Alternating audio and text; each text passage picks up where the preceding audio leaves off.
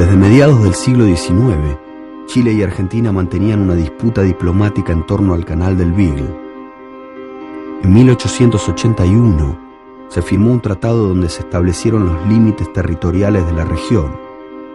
Chile no podía pretender acceso al Atlántico y Argentina al Pacífico. El documento contenía numerosas ambigüedades, producto de los escasos conocimientos geográficos de la época. Finalmente, en 1971, el dictador argentino general Alejandro Lanusse y el presidente chileno Salvador Allende firmaron un acuerdo de arbitraje, recurriendo al gobierno de Su Majestad Británica para solucionar el diferendo. Los primeros mapas argentinos mostraban un canal de Beagle que corría a lo largo de toda la costa sur de la isla Grande de Tierra del Fuego. Posteriormente, una exploración de la Marina determinó que el verdadero canal torcía hacia el sur en la costa oriental de la isla Navarino. Entonces la Argentina cambió su posición y dijo: estas tres islas son nuestras, no son de Chile. Es cierto también que Chile reclamaba una pertenencia en términos de ocupación, ¿no? Y esto fue un argumento de peso que utilizó Chile para su reclamo.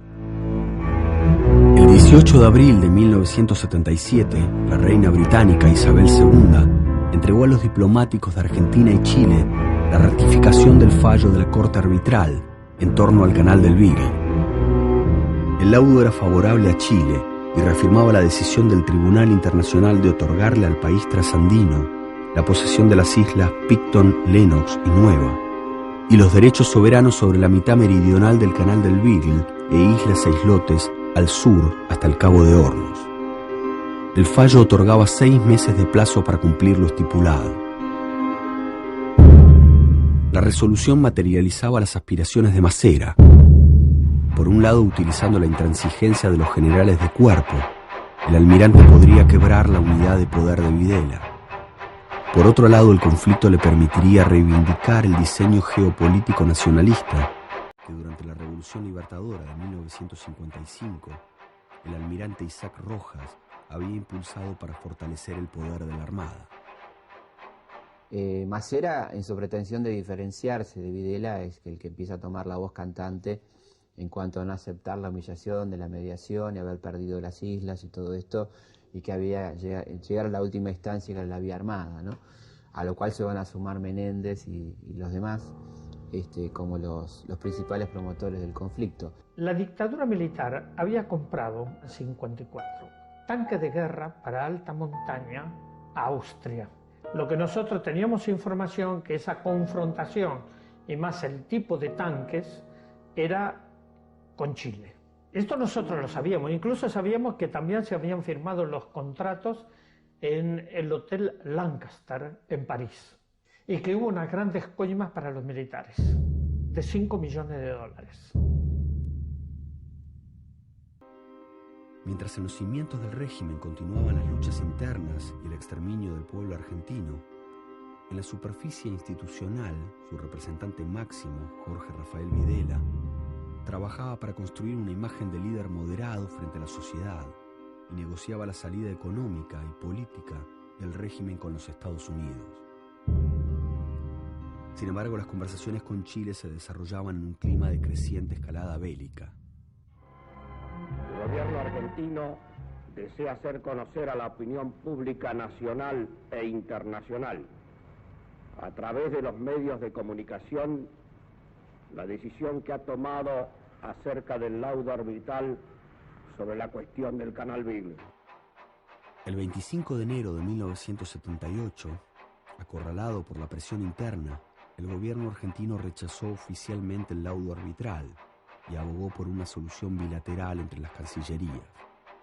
La decisión fue acompañada por una campaña de exaltación belicista en escuelas y medios de prensa. Sin embargo, Videla y Pinochet buscaban una estrategia que pudiera detener la guerra. El gobierno de Chile aceptó la propuesta argentina. El 20 de febrero de 1978, Videla viajó a la localidad chilena de Puerto Montt para entrevistarse con Pinochet. A su regreso, Videla enfrentó una reunión de mandos.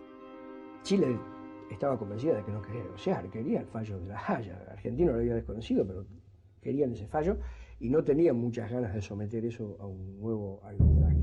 Pinochet pide la palabra y lanza un discurso flamígero diciendo delante de toda la delegación argentina que si hay que luchar, vamos a luchar, y si arreglamos, arreglamos, y si no, vamos los tiros.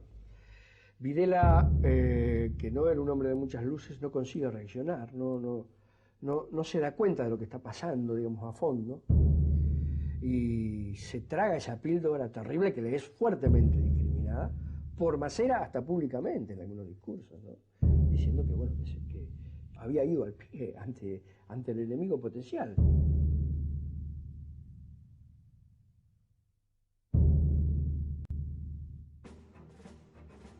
El 31 de julio de 1978, el teniente general Roberto Eduardo Viola asumió la conducción del ejército en la Junta Militar, quedando el almirante Armando Lambruschini al frente de la Armada y el brigadier general Omar Domingo Grafinia en la Fuerza Aérea. Sin embargo, la lógica del poder no se modificaba. Tanto Videla como Masera digitaban la política de sus armas a través de los representantes en la Junta. Bueno, Viola hizo una sociedad fundamental con Videla, por el cual él mantenía, digamos, la tropa alineada en apariencia con Videla. Y además estaba el pacto secreto de que era absolutamente el sucesor. A mediados de 1978, funcionarios de la Cancillería chilena advirtieron al gobierno norteamericano que las disputas en el seno del Estado argentino conducirían inexorablemente a un conflicto armado que podría extenderse a todo el continente. El 21 de noviembre de 1978, el gobierno de Chile anunció la finalización de las negociaciones bilaterales directas. Videla dirigió un mensaje por cadena nacional, destacando la vocación de paz del gobierno, aunque anunció que, llegado el caso, no dudaría en afirmar la soberanía argentina. Hace mucho tiempo que el país no centraba su preocupación, como ha ocurrido en estos últimos meses, en cuestiones que afectan directamente su soberanía, en términos que exigieron inmediatas y trascendentes decisiones. La solución final, adoptada a instancias de la reanudación de los acuerdos comerciales y políticos con los Estados Unidos, trajo como consecuencia la desmilitarización de la dictadura. Acabada la guerra sucia, los militares necesitaban una guerra limpia que les diera sentido y continuidad al proceso. Y bien, se había retirado el último simpatizante de fútbol, el último turista, empezaron a bajar las luces de la ciudad, las prácticas de defensa civil, los cortes de luces. Se buscaba nuevamente crear un ambiente de conflicto y una conciencia en la población. Y eso empieza ahí mismo y dura hasta diciembre. La causa nacional ya había sido el Mundial, otra causa nacional era este conflicto con Chile, que del otro lado era exactamente igual alimentado y exactamente igual utilizado, es decir, era conveniente a ambos países, ¿no? Particularmente en el frente interno. Entre septiembre y diciembre de 1978, la inteligencia de la Marina, bajo la supervisión personal del almirante retirado Emilio Eduardo Masera, diagramó el operativo Soberanía. El plan contemplaba la ocupación de las islas adyacentes al Beagle, las islas en litigio y la invasión del territorio chileno a través de la frontera entre ambos países.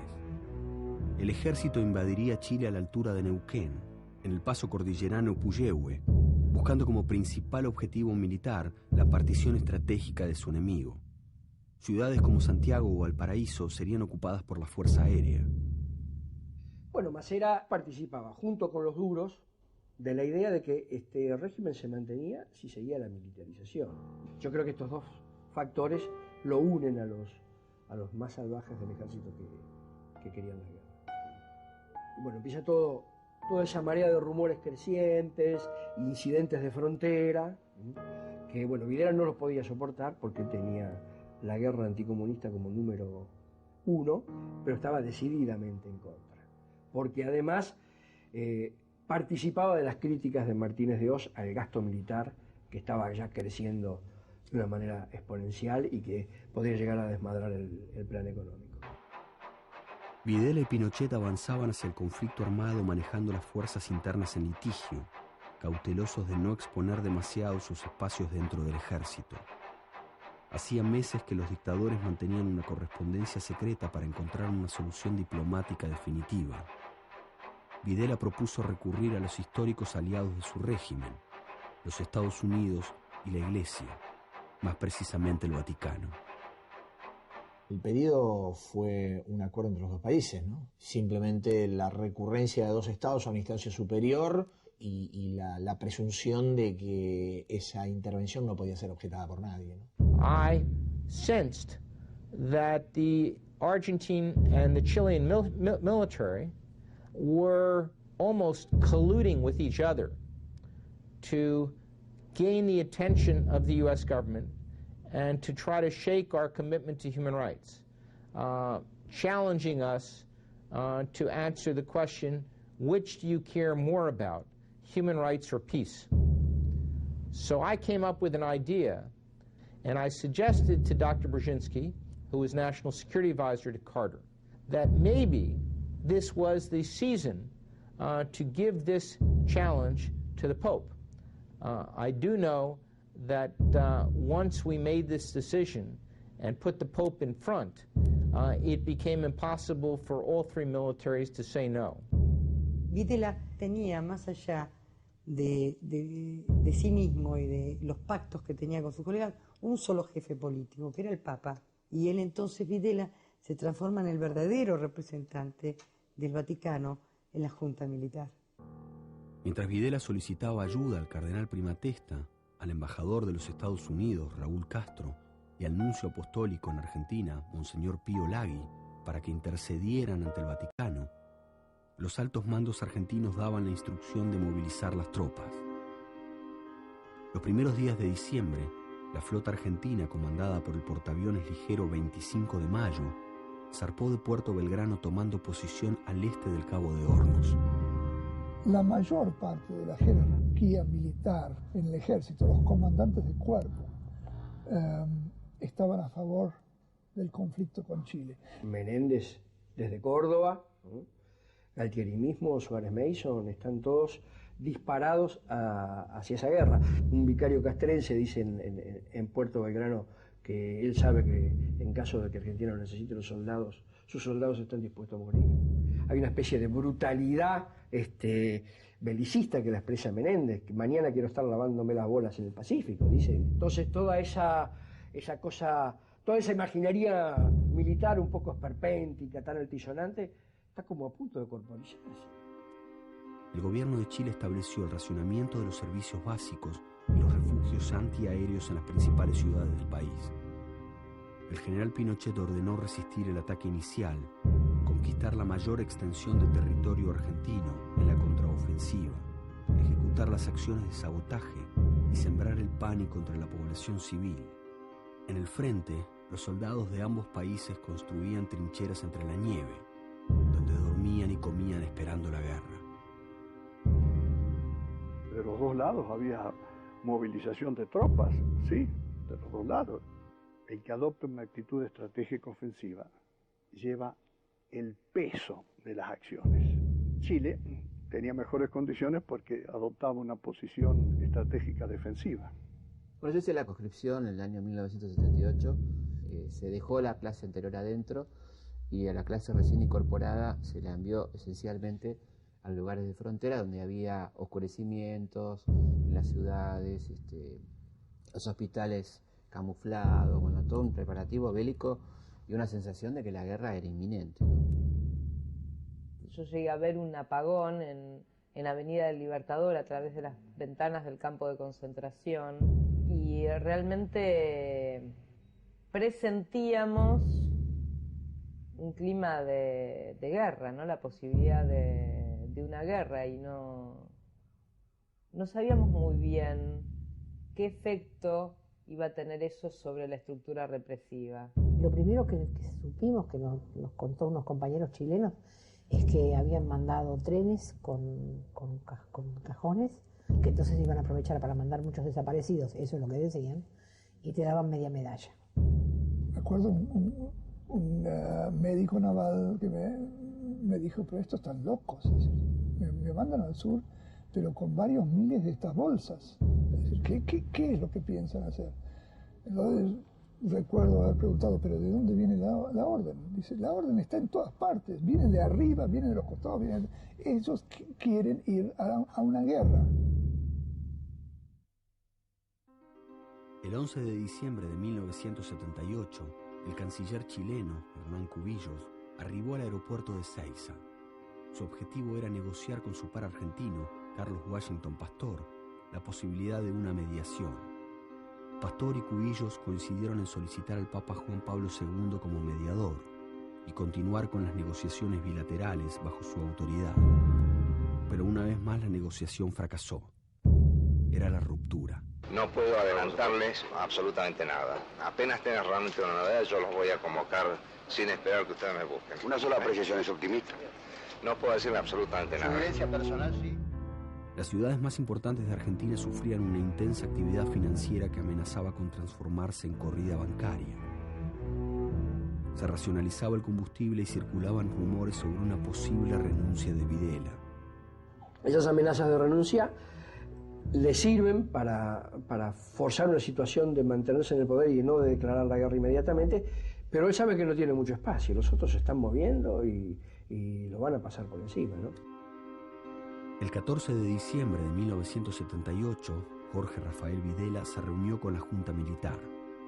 Tras algunas posiciones encontradas, se fijó el 20 de diciembre para el inicio del operativo Soberanía. El 15 de diciembre, Videla se entrevistó en la residencia de Olivos con el nuncio apostólico en Buenos Aires, Pío Laghi, y le confesó que no disponía de fuerza suficiente para detener los acontecimientos. Cuando lo llama Pío Laghi para pedirle la intervención del Vaticano, le dice, esto no es cuestión de semanas, es cuestión de días. Si van a mediar, juéguense fuerte ahora porque si no, llegamos tarde. El Papa llevaba un mes, no me acuerdo exactamente cuánto, pero muy poco. Toda la curia le dijo que no se metía, porque Argentina es muy complicada.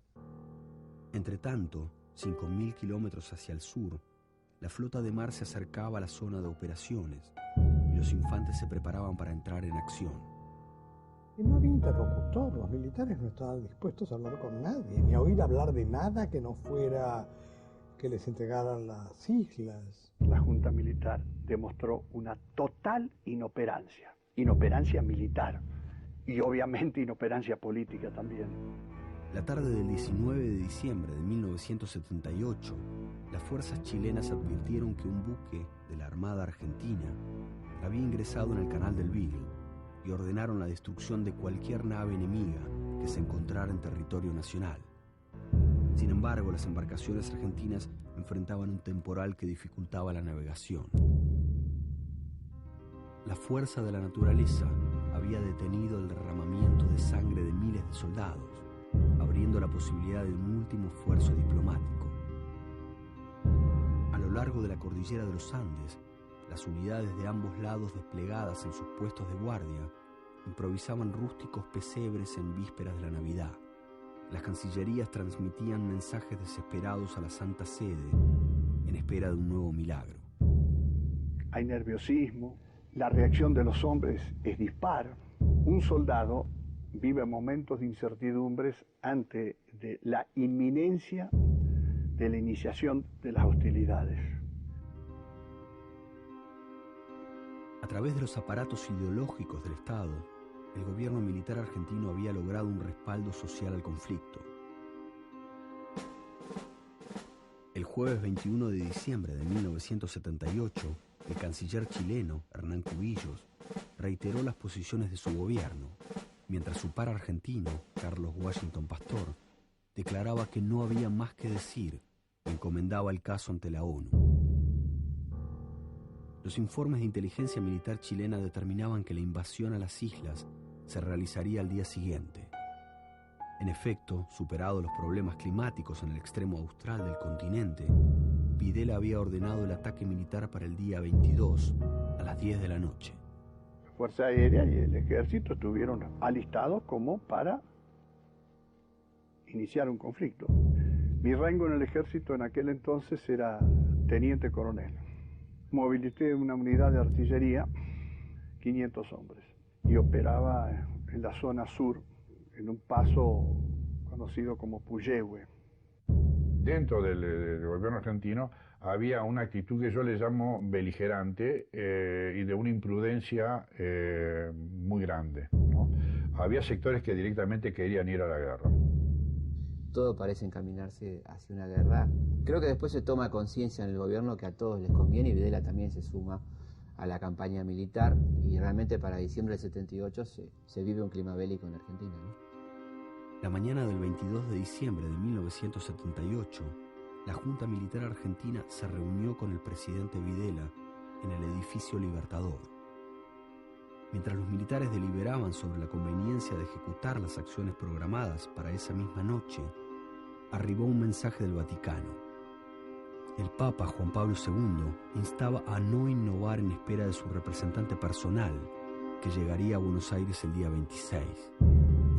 Pero los buques navegaban hacia el objetivo y los soldados esperaban la orden de fuego. A esa altura de los acontecimientos no era fácil detener la guerra. Prima Testa habla con el Papa directamente y le pide su intervención. Cuando yo fui me decían, ¿en qué se ha metido este hombre? Pero el Papa dijo, no, todo lo que está de derramamiento de sangre hay que impedirlo y yo voy a aceptar. Videla logra que el Papa acepte empezar a actuar, ¿no? Pero lo que pasaba es que Videla no mandaba sobre Menéndez ni sobre Suárez Mason, de manera que en realidad fue una medida desesperada de Videla por evitar la guerra. El jefe del ejército, Roberto Viola, debía enfrentar y convencer a la Marina y a los generales de los cuerpos regionales del ejército, que se encontraban movilizados en el frente. Finalmente, tras una ardua discusión en la que Videla amenazó con presentar su renuncia, la Junta decidió frenar la invasión. Horas más tarde, al entrevistarse con el general Roberto Viola, los generales de los cuerpos regionales, Guillermo Suárez Mason y Luciano Benjamín Menéndez, comprobaron que la alianza entre las fuerzas había sido sellada. En esta oportunidad, los sectores opuestos a Videla no tenían más opción que renunciar a la guerra. Si el argentino hubiera ido a una guerra con Chile, hubiera adoptado una actitud estratégica ofensiva y hubiéramos sido declarados internacionalmente país agresor. Hubo necesidad por parte de Videla de frenar a los duros, porque no quería la mala fama que le podía dar, digamos, en un montón de frentes internacionales. La vocación de paz del pueblo chileno y la vocación de paz del pueblo argentino condicionaron también a los gobiernos a aceptar la mediación del Papa. A las 18:30 del 22 de diciembre de 1978, solo 3 horas y media antes del ataque, la Junta Militar Argentina aceptó la mediación papal y ordenó detener el operativo Soberanía. La directiva se transmitió en clave hacia los destacamentos del sur, pero debido a una falla en el sistema de comunicación, las unidades de Neuquén no recibieron la instrucción y comenzaron a desplazarse hacia la frontera. A las 20 horas, tropas avanzadas de la 10ª Brigada de Infantería habían penetrado en territorio chileno. Ahora, no dispararon de casualidad. No hubo muertos chilenos, pero totalmente de casualidad. Porque en un momento estaban acantonados a 5 kilómetros y después estaban ahí mismo, en la frontera con chilenos del otro lado. Helicópteros especialmente enviados para dar la contraorden lograron detener a los soldados.